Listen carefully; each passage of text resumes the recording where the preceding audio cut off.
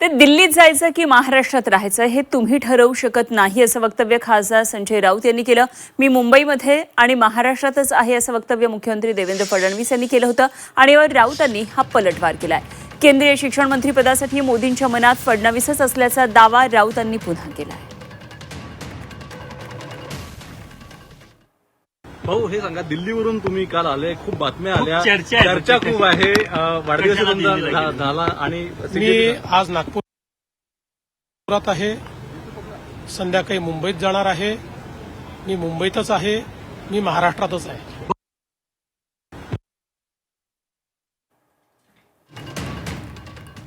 शिक्षण मंत्री पदासाठी मोदींच्या मनामध्ये फडणवीसच आहेत असं संजय राऊत यांचं म्हणणं आहे। तर दिल्ली के राज्य तुम्ही ठरवू शकत नाही असं संजय राऊत यांनी म्हटलंय। मुख्यमंत्र्यांनी म्हटलेलं होतं की मी मुंबईतच महाराष्ट्रातच राहणार आणि यावर संजय राऊत यांनी म्हटलंय। भाऊ हे सांगा, दिल्लीवरून तुम्ही काल आले, खूप बातम्या आल्या, चर्चा खूप आहे, वाढदिवस तुमचा झाला आणि मी आज नागपुरात आहे, संध्याकाळी मुंबईत जाणार आहे। मी मुंबईतच आहे, मी महाराष्ट्रातच आहे। त्यांच्या हातात नाही ना कुठे राहणं, डेप्युटी सीएम पद स्वीकारणं हे त्यांच्या हातात नव्हतं ना। जेव्हा कमिशनरचा हवालदार केला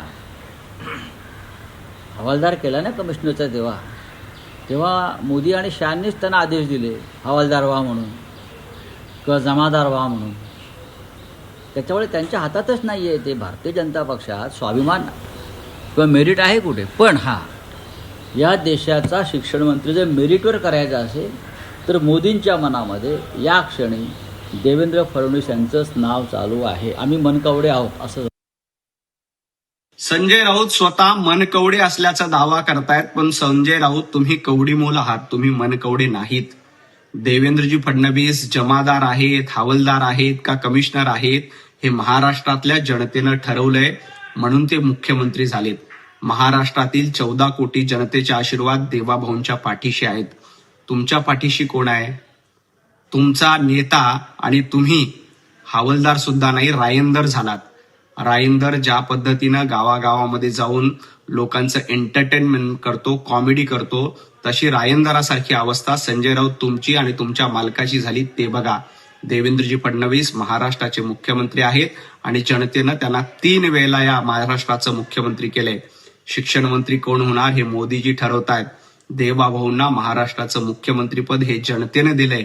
तुमच्या मनात काहीही इच्छा असली तरी तुम्ही मनकवडे नाहीत तर कवडीमोल आहात। जाऊया पुढच्या बातमीकडे।